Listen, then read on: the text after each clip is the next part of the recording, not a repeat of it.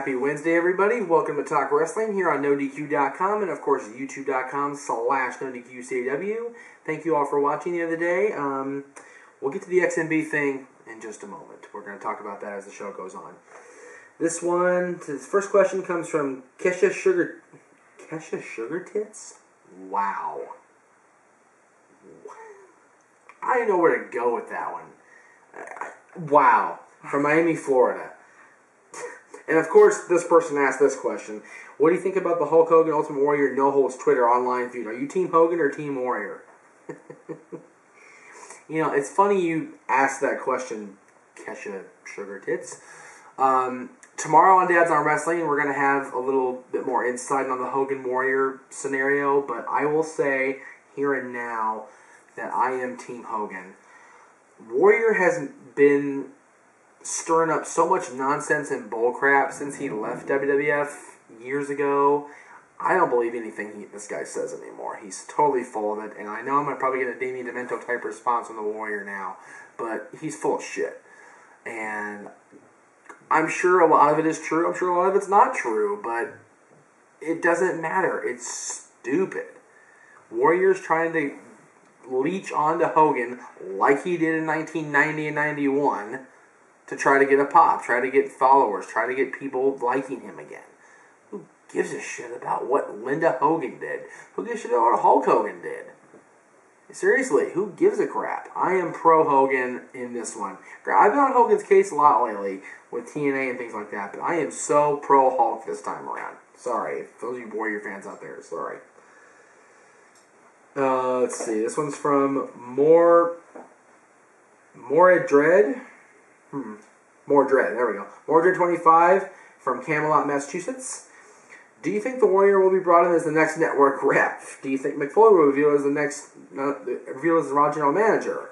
I mean, he hasn't been doing anything running this the last 2 years, right? Aaron posted the greatest thing ever to this. I'm pretty sure it was Aaron that responded to this. Aaron thought it would be the funniest stab at TNA if Mick Foley was the general manager of Raw this whole time. Just as, like TNA doesn't even exist. That would be hysterical.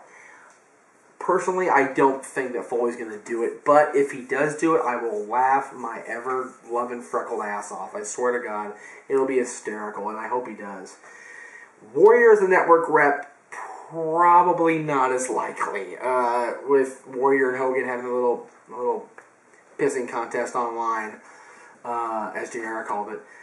This whole thing is stupid. The whole thing is ridiculous, and I don't think we're going to see Warrior and TNA unless a deal is made and Warrior, gets to like punk Hogan out or something, which is bullcrap, but whatever. Let's see what we got here. This is from CJB8871 in Pittsburgh, Pennsylvania. How do you feel about Triple H just coming out with his hammer, smashing the laptop, and becoming the new GM? I feel no one cares about who's on the other side of the laptop, and him being GM is what his career is leading to anyways.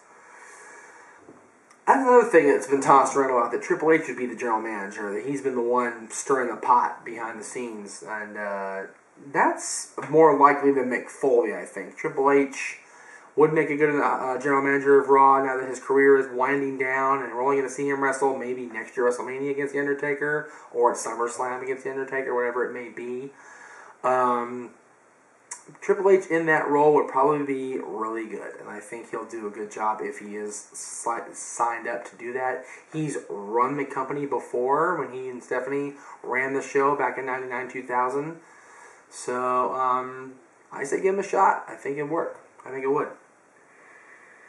London, England is calling. This is NFL for Life 95. NFL for Life might not be a bad name if they weren't going on strike. Love your show, Jeff. What are your opinions on what WWE is going to do with Tough Enough Winder and Nino Vine? Hopefully, we will see Andy gets a title shot at like the Intercontinental Championship, or tag up with another Tough Enough person and win the tag titles maybe. I don't see Andy going all the way to the World or WWE Championships.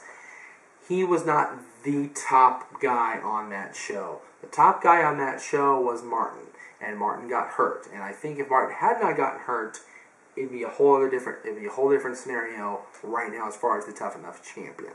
I firmly believe that. I know a lot of people out there agree with me, and a lot of people disagree with me, I'm sure, but that's just the way I feel about it. Martin deserved to win, and had he not gotten hurt, he would have won Tough Enough. Now that Andy's the champion, I'm sure they're going to sign Luke and have them go into a feud, because Luke is, I hate Luke, I don't like hate anybody, to be honest with you. I dislike Luke a lot because he's such an arrogant little fucker, but I think that they'll sign him up, so we'll see. The response of my question on Monday regarding bringing back XMV was largely positive between Facebook and Twitter and YouTube. We got a lot of positive feedback. So as I wrap up, I'm going to give Mike a call here in the next day or so and see what he thinks now that we've got the response he wanted. He wants to bring back the show. I want to bring back the show. Let's try to bring back XMV. I'll see what Mike says. I'll let you guys know on Friday, I guess. And we'll see you next time on Talk Wrestling.